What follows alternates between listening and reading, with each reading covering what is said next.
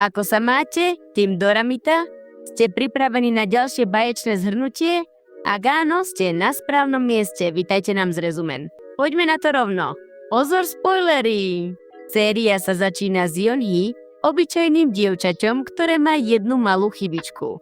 Vždy, keď hovorí s príťažlivými chlapcami, červenie až nemožne. Tomuto nedostatku veľmi dobre rozumiem. A v prvej scéne vidíme, ako protagonistka kvôli svojej plachosti utečie z obchodu po tom, čo sa začervenaná rozpráva s predavačom. Rovnako tak cestou domov zbadá 4 chlapcov, ktorí kráčajú za ňou a od nervozity napokon zakopne a spadne na zem. Potom sa k nej chlapci priblížia, pretože sa o ňu zaujímajú, ale ona z miesta vydesene utečie bez jediného slova.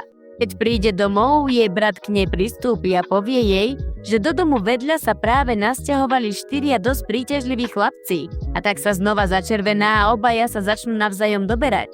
V tú noc sa jej sníva, že sa do nej chlapci šialene zamilujú.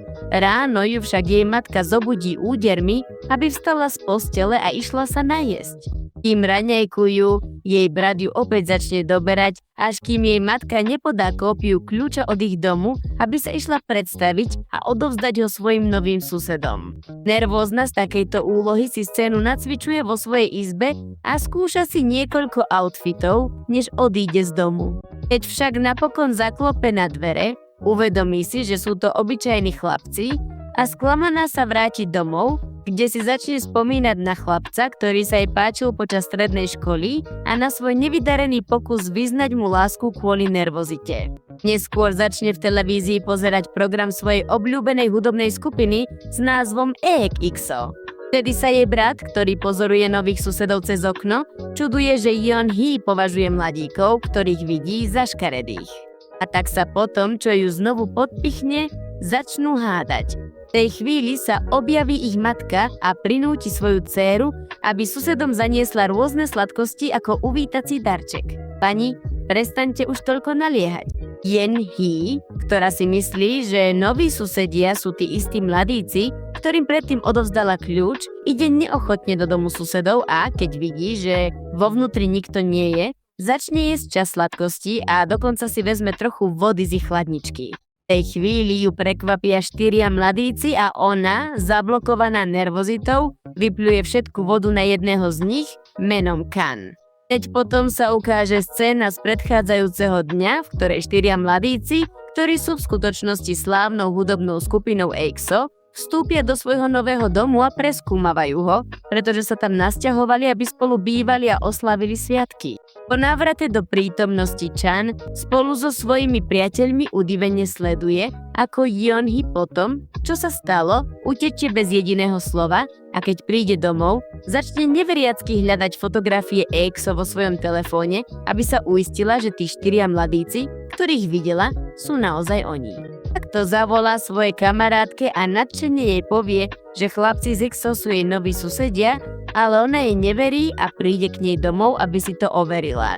Keď tam dorazí, začnú mladíkov sledovať z okna Yeon-hee. V tom momente však vojde matka protagonistky a upozorní kamarátku svojej dcéry, že musí odísť, pretože je už neskoro. Medzitým chlapci z EXO uskutočňujú videohovor s priateľom menom Kai, keď si zrazu uvedomia, že ich Yeon-hee sleduje zo svojej izby ďalekohľadom, čo v nej vyvolá úzkosť a ona sa rýchlo skrie.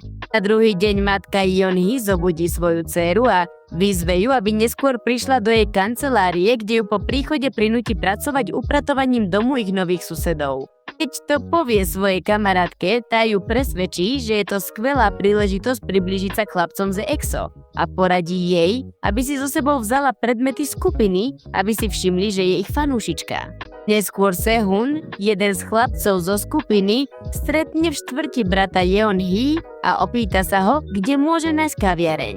Brat protagonistky mu však ponúkne remeselnú kávu, ktorú pripravil on sám a potom, čo ju vypije a chvíľu sa s ním rozpráva, medzi nimi vznikne pekné priateľstvo. Neskôr Yeon-hee príde upratovať do domu svojich susedov a zatiaľ, čo robí svoju prácu, využije to na to, aby si robila fotografie a chválila sa na sociálnych sieťach, že je v dome skupiny EXO. O chvíľu neskôr sa s cieľom pátrať v súkromí mladíkov rozhodne upratať izbu, do ktorej jej matka výslovne zakázala vstúpiť. Keď to urobí, uvidí švába a od strachu udrie do viacerých predmetov a vydesene vyskočí na posteľ. V tej chvíli Khan, žiaľ, vstúpi do izby a keď uvidí neporiadok, ktorý tam narobila, ju pokarhá. Takže odtiaľ odíde a s obrovským smutkom sa presunie do záhrady domu. Tam k nej pristúpi Dio, ďalší člen skupiny, aby ju utešil pod pozorným pohľadom Khana, ktorý si začne spomínať na okamih, keď sa mu po vystúpení pretrhla retiaska, ktorú mu jeho starý otec daroval, keď bol malý ako talizman pre šťastie. Od toho okamihu tento zomrel a jeden z členov skupiny menom Suho bol nútený opustiť EXO kvôli zraneniu. Potom sa v tej istej scéne ukáže, že skutočným dôvodom sťahovania bolo to, že dom patril jeho starému otcovi, ktorý ho pri darovaní retiasky uistil, že v jeho dome je ukrytá ešte jedna rovnaká, takže sa 4 mladíci rozhodli nasťahovať tam, aby ju našli a tak získali späť šťastie. V noci si Yeon-hee uvedomí, že v dome skupiny zabudla svoj mobilný telefón, ktorý Chan použije na poslanie viacerých správ kamarátke protagonistky a tak krátko na to príde do jej domu. Všetko čakajú, kým mladíci odídu, aby vošli dnu a získali jej telefón späť. Ale keď to urobí, Chan vyjde z kúpeľne a odhalí Yeon-hee vo svojej izbe, čo spôsobí, že sa začervená až natoľko, že chce znovu utiecť. Skôr než to však stihne urobiť, chytí ju za ruku a opýta sa jej, či si na neho pamätá, na čo ona, zaskočená otázkou, odpovie, že vie, že je jedným zo spevákov skupiny EXO. No nič, neskôr sa Yeon-hee jedného rána zobudí chorá a niekoľko dní nepríde upratovať do domu svojich susedov. Takže sa o ňu začnú báť a preto Sehun navštíví jej brata, aby sa o ňu zaujímal. Neskôr mu chlapci pošlú nápoj cez brata a pri pohľade naň znovu naberie silu a vráti sa do práce.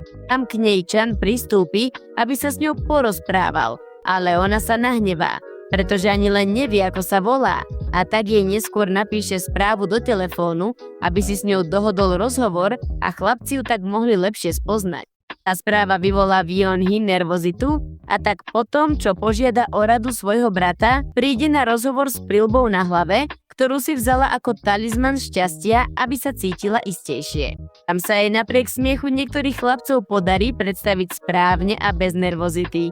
O niekoľko dní neskôr, keď sa vracia pešo domov, Yeon-hee stretne svoju platonickú lásku zo strednej školy, ktorý o ňu tiež začne prejavovať záujem. V tej chvíli sa objavia chlapci z EXO a v domnení, že ju obťažuje, ho zastrašia až do bodu, že odtiaľ utečie. Neskôr Sehun navštívi brata Yeon-hee, aby mu porozprával, čo sa stalo, a on mu vysvetlí, že to bol chlapec, ktorý sa jej páči zo strednej školy.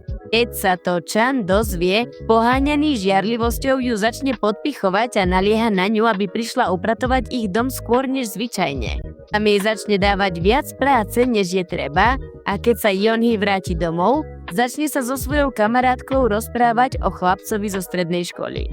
Jej brat, ktorý počuje len časť rozhovoru, uistí Sehuna, že jeho sestre sa páči jeden z nich a tak sa potom, čo to povie ostatným. Všetci 4 potešia a začnú debatovať o tom, kto môže byť tým šťastlivcom. V tej chvíli príde Kai na návštevu a chlapci s ním odídu, aby spolu absolvovali fotenie. Potom chlapci upozornia Yeon-hee, aby prišla do štúdia vyzdvihnúť fotografie, ale skupina sa tam ešte stále nachádza a počas nahrávania Kai využije príležitosť, aby sa k nej priblížil, čo vyvolá Chanovú žiarlivosť a ten ich počas celého fotenia neprestáva sledovať. Neskôr v noci Chan sníva o svojom starom otcovi, ktorý sa objaví vedľa neho a nabáda ho, aby našiel druhú retiasku a ráno vidí, ako sa Kai znovu približuje k Yeon-hee. Rozladený z tejto situácie je Chan bez síl a strávi celý deň odpočinkom vo svojej posteli. Yeon-hee si všimne, že mu je zle a tak ide do jeho izby, aby sa o neho postarala. Dio, ktorý k nej tiež niečo cíti, sa ju však pokúša od svojho spoluhráča odtiahnuť. No teda, aký problematický hárem.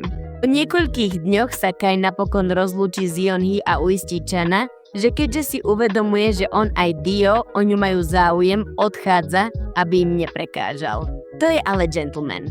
Na druhý deň ráno Dio, nechtiac zraní Yeon-hee a zatiaľ čo jej ošetruje ránu, sa jej opýta, kto je chlapec, ktorý sa jej páči.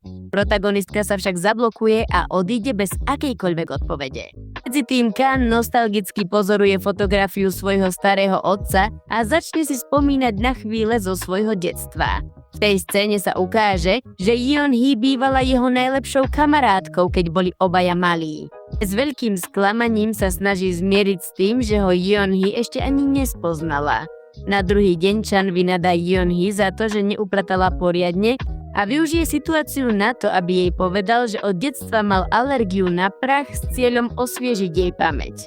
Ona si to však neuvedomí a odpovie mu, že sa bude snažiť upratovať lepšie. Buď už priamy chlape. Neskôr Yeon-hee pristúpi k jednej z izieb a objaví Kana, ktorý sa po chvíli hádky rozhodne sadnúť si vedľa nej, aby sa porozprávali o dome a aby sa jej znovu pokúsil osviežiť pamäť. Keď si však uvedomí, že si nespomína ani na jeho starého otca, povie jej pravdu priamo. Yeon-hee, úplne neveriaca, mu spočiatku neverí tomu, čo jej rozpráva, ale po chvíli si na ňo napokon spomenie a obaja tam bez toho, aby to niekomu povedali, zaspia. A tak sa na druhý deň jej brat vydá na ulicu hľadať ich, zatiaľ čo D.O. má podozrenie, že Chan a Yeon-hee spolu možno utiekli. V izbe zrazu praskne svetlo, ktoré ju osvetľuje a Kana vďaka odrazu uvidí retiasku svojho starého otca visieť na krku Yeon-hee. O niekoľko minút neskôr ich brat Yeon-hee nájde v izbe a jej matka ju začne karhať za to, čo sa stalo.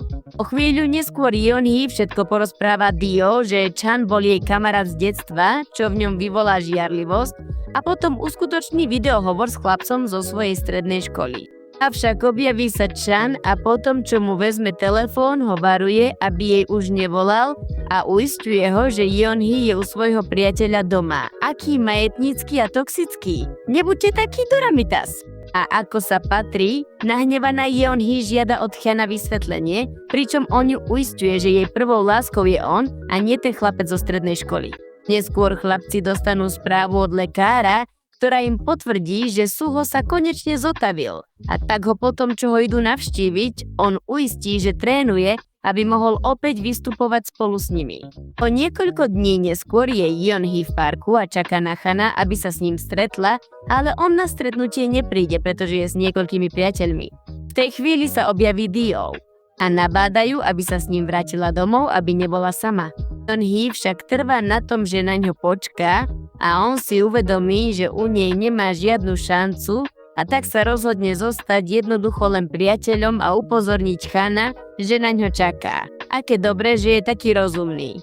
A nuž, na druhý deň Chan povie Yeon-hee, zatiaľ čo upratuje jeho izbu, že sa chystajú odísť z domu a na ďalší deň jej nechá list, v ktorom jej sľubuje, že sa k nej vráti a nabádajú, aby sa starala o retiasku, ktorú nosí na krku. Po 6 mesiacoch vydá EXO novú pieseň, zatiaľ čo Yeon-hee sklamane čaká na správy od Chana, ktorý ju stále znovu nekontaktoval. V tej chvíli jej matka napíše správu, v ktorej ju vyzýva, aby privítala svojich nových susedov. Potom tam ide, rovnako ako pri predchádzajúcej príležitosti, aj s uvítacími sladkosťami, ktoré začne jesť, keď vidí, že opäť nikto neprišiel. A keď sa chystá napiť vody, otočí sa a zistí, že sa chlapci z EXO vrátili, aby tam zostali spolu s ďalšími dvoma mladíkmi, čo v protagonistke vyvolá radosť. A tak sa táto dorama končí. A ty mal si do seba zamilovaných viac ako 2 ľudí? Povedz mi o svojej skúsenosti. Prosím, pomôž mi lajkom, vždy napíš svoju obľúbenú časť, prihlás sa na odber a zapni si upozornenia. Bye!